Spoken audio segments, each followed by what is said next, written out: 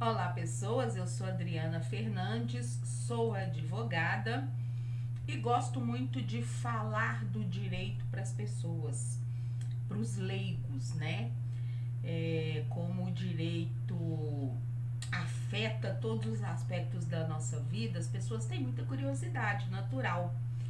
E eu gosto muito de levar informação jurídica. Por isso, quando eu me deparei com esse livro, Direito para Não Advogados, eu achei o máximo, porque ele coloca de forma muito simples todos os aspectos do direito que afetam a nossa vida, né? Questões jurídicas estão rotineiramente no nosso cotidiano. E a gente precisa saber o básico, até mesmo para contratar um advogado. Não que saber direito vai fazer com que você não precise contratar um advogado, mas você precisa conhecer o básico para aquilo que você não precisa de advogado e para aquilo que você precisa discutir com o seu advogado.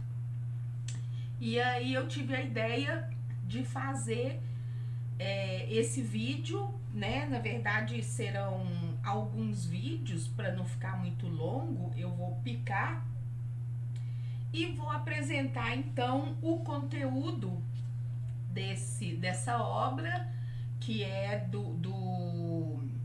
da Maria Pia Bastos Tigre Bochai, não sei pronunciar, e do João Luiz Coelho da Rocha, que foi editado pelo Senac do Rio de Janeiro em 2013. Então tem coisas aqui que eu estou atualizando porque já foram suplantadas. Combinado? Então, esse livro, ele vai trazer, né, o prefácio, uma apresentação. Ele fala das leis que afetam o nosso cotidiano, nos dá noções de direito para a gente poder compreender o que ele vai falar a seguir. Fala sobre processo e procedimento judicial e administrativo. Fala sobre a responsabilidade que nós temos sobre os nossos atos, inclusive sobre os atos de terceiros. Fala direito do consumidor, família e sucessões, alimentos, herança, divórcio, crime e castigo. Então agora que ele já envereda pelo direito criminal, direito penal, contratos. A gente não tem muita noção, mas, por exemplo, quando você paga balconista por um produto que você está levando, você está fechando um contrato naquele momento, né? Nós vamos falar disso. Imóveis e vida em condomínio. Vamos falar de impostos, de empresas, questões trabalhistas. Quem é que não tem uma dúvida na seara trabalhista, né? Vamos falar do direito das minorias. Afinal, isso tem tudo a ver com a democracia e a gente vive num país dito democrático. Verde que te quero verde, meio ambiente é outra faceta da nossa vida e que tem aspectos jurídicos que devem ser mencionados. E por fim fala como e quando contratar um advogado. São todos então esses aspectos que o livro aborda. E lembrando, ele não tem o intuito de fazer com que você possa realizar todos esses atos sem precisar de um advogado. Até porque, por lei, a maioria dos atos jurídicos da nossa vida, a gente vai sim precisar de um advogado. Mas é para que você não seja enganado por outras pessoas e até por profissionais, por advogados, ou para que desmistifique questões de que a justiça é muito lenta, porque, né, trem não anda, enfim. Como eu falei, se o direito ele está entranhado em todos os aspectos da nossa vida, a gente tem a obrigação de aprender o básico. E infelizmente isso tinha que ser na escola desde o primário. E quando eu achei, inclusive, que a OAB, com o projeto, acho que é OAB na escola, fosse, né, espalhar isso, infelizmente não aconteceu. Eu vejo que eles têm uma comissão da OAB na escola, mas sinceramente eu não sei o que estão fazendo lá, porque eu não vejo crianças e jovens melhor instruídos depois no seu direito depois desse projeto da OAB, não. Então eu continuo defendendo, mas não tenho força nenhuma para trabalhar por isso. Continuo defendendo que o direito seja matéria regular na grade de ensino brasileiro. Mas enfim, isso é uma discussão para posteriori. Pois muito bem, vamos então falar sobre o que esse livro traz no seu prefácio e na sua apresentação, antes de entrarmos propriamente em cada capítulo, né? O autor fala, os autores falam que, como eu mencionei, o direito, ele permeia atos rotineiros do nosso dia a dia, desde quando a gente nasce até a nossa morte. Não tem como você viver uma vida sem passar por questões jurídicas de maior ou menor grau. Então, nós vivenciamos do nascimento até a morte muitas relações jurídicas, relações interpessoais com repercussão jurídica, reconhecimento de paternidade, pensionamento, casamento, união estável, contratação de empregada doméstica, de babá, contrato da escola com os filhos. Então, você pega uma família ali, você passa por todas as áreas do direito no viver, no cotidiano daquela família, né? Relações de trabalho, nossa com nossos patrões ou com nossos colegas. Enfim, tudo que a gente vive constitui relações jurídicas, e para a gente saber nos conduzir da melhor forma, sem levar prejuízo ou sem prejudicar alguém, a gente precisa ter, segundo os autores, e eu concordo, um conhecimento básico das leis. Bom, eles agora falam das leis que afetam o nosso cotidiano. Que leis são essas, afinal de contas? Inicialmente, eles nos indicam que onde não há lei, não há justiça. Afinal, o conceito de justiça é a aplicação da lei. Normalmente, os leigos têm como conceito de justiça vingança. Mas não é isso. Fazer justiça não é fazer o que você acredita que você precisa para satisfazer algo que lhe foi tirado, que lhe foi tomado. Justiça, quando a gente vive num país, numa nação democrática e de direito, o Brasil, qual que é o nome do Brasil? República Federativa do Brasil. Por que tem esse nome? Porque a Constituição determina que é assim que ele chama. E o que a Constituição diz que é esse país? Diz que é um Estado democrático de direito. É uma lei que determina que o nosso país tem um nome e que ele funciona como um país democrático e um democrático de direito. Por que de direito? Porque tudo nele é baseado em leis. Por isso é um Estado democrático, onde o povo manda. Isso é matéria para um outro vídeo.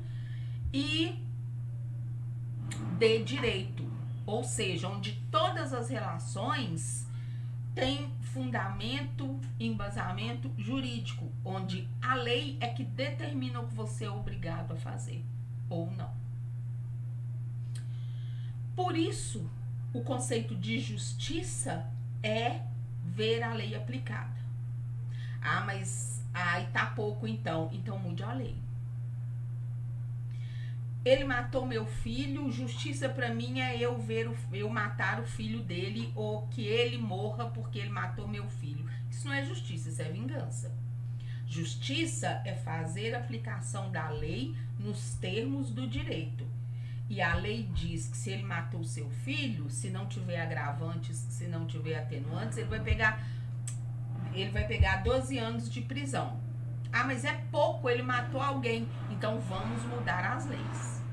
Fazer justiça é fazer cumprir a lei. Se a lei não está sendo efetiva no resultado que dá para o cidadão, no sentimento de segurança e de satisfação do cidadão, então a gente precisa mudar essa lei. E aí também a gente está entrando em searas que vão para além da proposta desse vídeo. Mas se quiserem discutir isso aí nos comentários, fiquem à vontade, tá? Pois muito bem. As leis possuem uma hierarquia, que é uma hierarquia mais formal do que verdadeiramente de conteúdo. Uma lei não manda mais que um decreto. Na verdade, ela trata o assunto de uma forma que o decreto não pode tratar. A Constituição trata de temas políticos e jurídicos de uma maneira que a lei não pode tratar. Uma lei federal, ela não tem mais importância que uma lei estadual. Ela trata de assuntos que uma lei estadual não pode tratar. Então, quando a gente fala de hierarquia das leis, e o desenho que eu vou mostrar a seguir parece até, eu coloquei porque é o desenho que traz no livro, parece que é uma questão de superioridade ou inferioridade, não é? É uma questão temática, de competência legal. Decreto só pode tratar disso, lei só pode tratar daquilo, lei complementar só pode tratar daquilo outro, entende? Constituição só pode tratar disso, emenda constitucional daquilo. Então, quando a gente fala de hierarquia das leis, não é que uma norma se sobrepõe à outra. Quando elas se conflitarem, sim. Mas aí é uma questão para o profissional do direito. Não é uma questão que vai afetar você no seu dia a dia, você leigo, tá? Então, nós temos aqui que a Constituição Federal é a norma primeira. Todo o demais embasamento jurídico de um país precisa seguir aquilo que diz a Constituição e não pode, em hipótese nenhuma, conflitar com ela. É o que a gente chama de Carta Magna, né? Então, seria a lei mais importante do país. Aí nós temos as leis complementares, que vão tratar de assuntos de uma maneira mais complexa do que uma lei ordinária trataria. Então, é uma questão, não é uma questão de importância, é uma questão de conteúdo. Aí nós temos as leis ordinárias, as leis delegadas, as medidas provisórias e os decretos-leis, que estariam mais ou menos no mesmo patamar. Lei ordinária é aquela lei que passou pelo Congresso, ou pela Assembleia, ou pela Câmara Municipal e foi aprovada. Aquele rito que a Constituição ensina. Lei delegada é quando você dá ao chefe do executivo poder para ele fazer uma lei ali, urgência naqueles assuntos em que só ele pode legislar. Não legislar, mas só ele pode iniciar um projeto de lei naqueles assuntos, você dá poder para ele criar uma lei rapidinho ali, sem passar pelo órgão legislativo, mas depois isso vai ser de alguma forma fiscalizado, né? Não é uma carta branca que você está dando para o chefe do executivo, não. Seja governador, prefeito, o presidente. Você, lei delegada, você dá para o governador para ele dentro de certo limite, tá? Como é o caso das medidas provisórias, que é um poder que a Constituição dá ao executivo para legislar, sendo que legislar não é papel dele. Mas muitas vezes é uma questão de urgência que ele precisa para implementar uma política pública, então ele tem esse poder de editar uma medida provisória que, se não virar lei dentro de um prazo X, perde a sua eficácia, tá? Então, tem um limite, tem os requisitos para isso, não é carta branca. E tem também os decretos-leis, que hoje em dia a gente praticamente não vê, mas o nosso Código Penal, por exemplo, é um decreto-lei de 1900 e Adão, 1942, se não me engano. Naquela época, editavam-se decretos-leis, decreto com força de lei, o que hoje não existe mais. E aí nós temos as instruções normativas, os decretos, as portarias e as resoluções. Por que essas instruções normativas, decretos, leis, portarias e resoluções não estão lá junto com as leis ordinárias? Porque eles não podem inovar. Uma lei vai inovar. Eu quero agora legislar, criar regras para o uso do boné. Então eu crio uma lei. Um decreto não pode inovar. Isso não poderia ser feito por decreto. Mas o decreto, ele vai detalhar a lei nos limites dela, favorecendo, facilitando a operacionalização daquela lei. Então, né, eu fiz uma lei dizendo que fica proibido bonés nos ambientes fechados, por exemplo. Está proibido por lei. E como que eu vou fiscalizar? Como que eu vou implementar isso?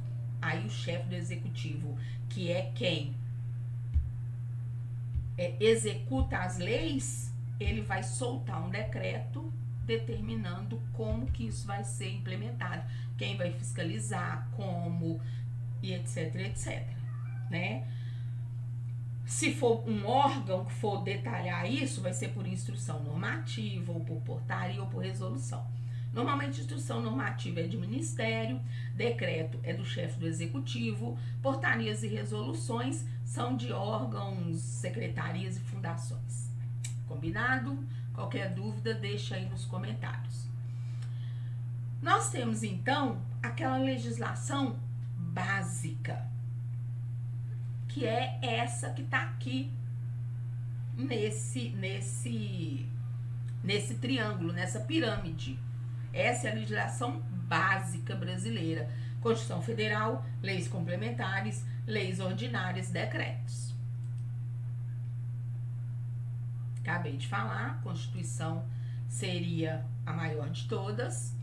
O Código Civil, que dentro do âmbito dos temas da nossa vida civil, que é tudo aquilo que não é trabalhista e penal, é uma lei ordinária.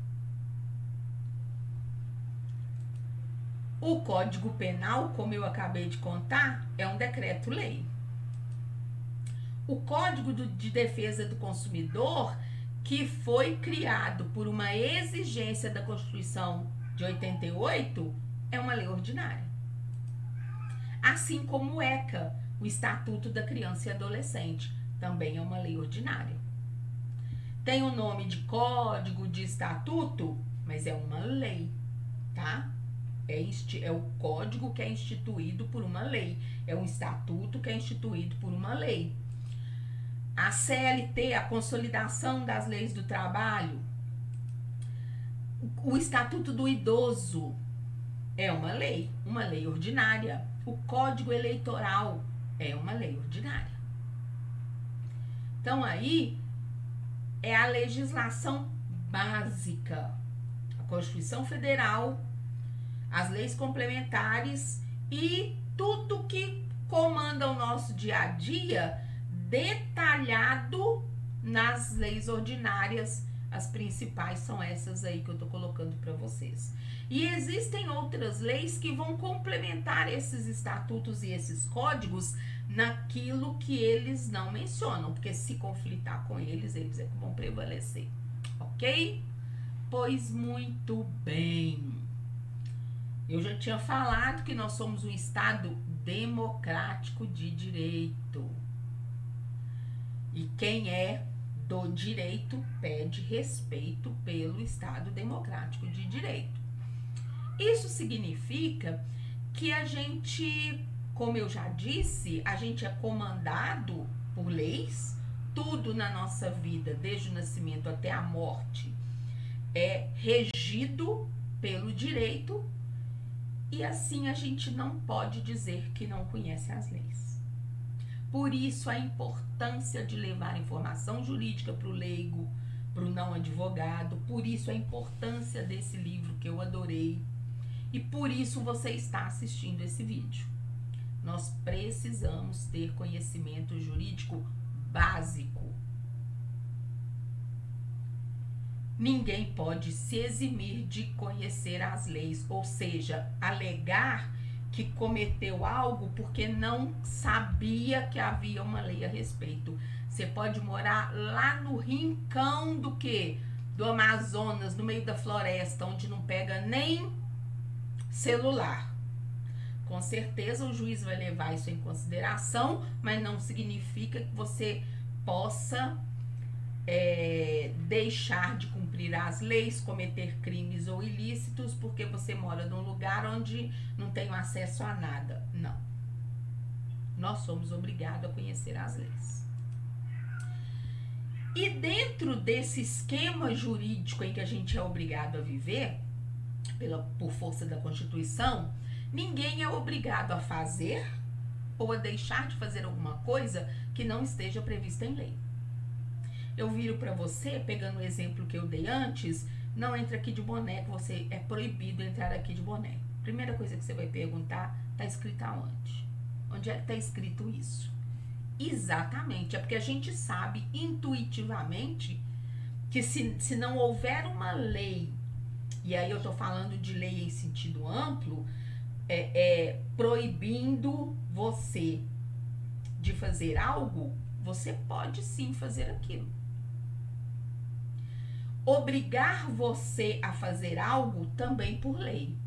Proibir você de fazer algo só por lei.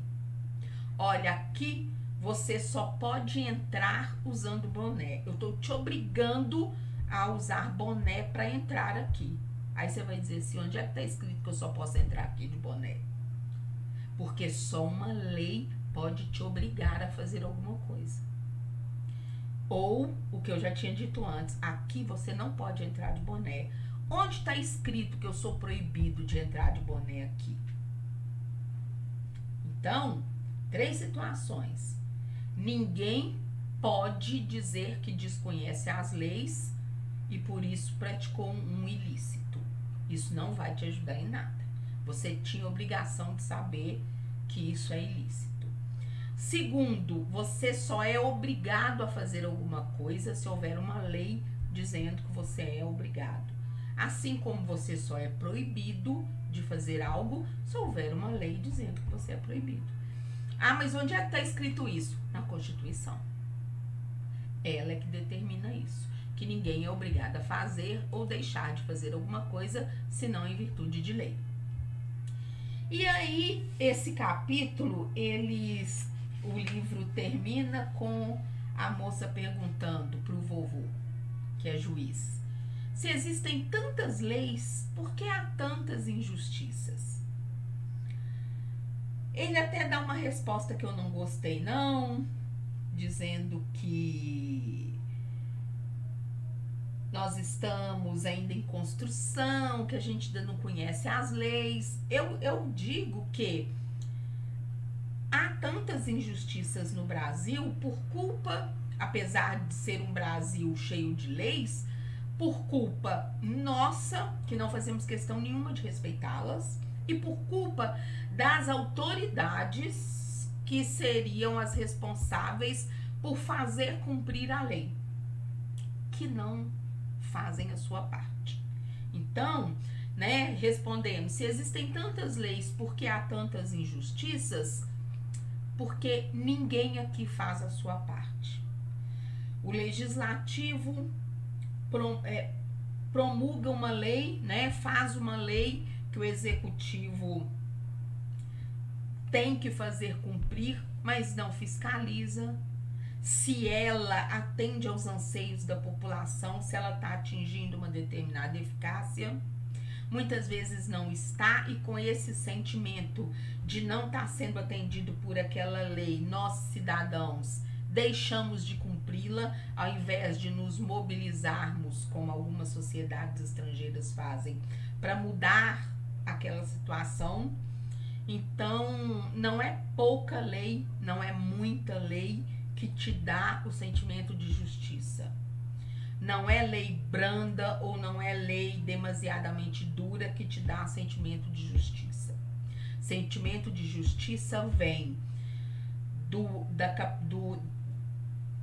trabalho do legislativo, que deveria realizar leis que respondam melhor aos anseios da população, e do executivo em fiscalizar isso e dar esse retorno para o legislativo fazer esse aprimoramento, e nosso, que também, erro nosso, que não participamos, não fazemos questão nenhuma de participar ativamente desse processo.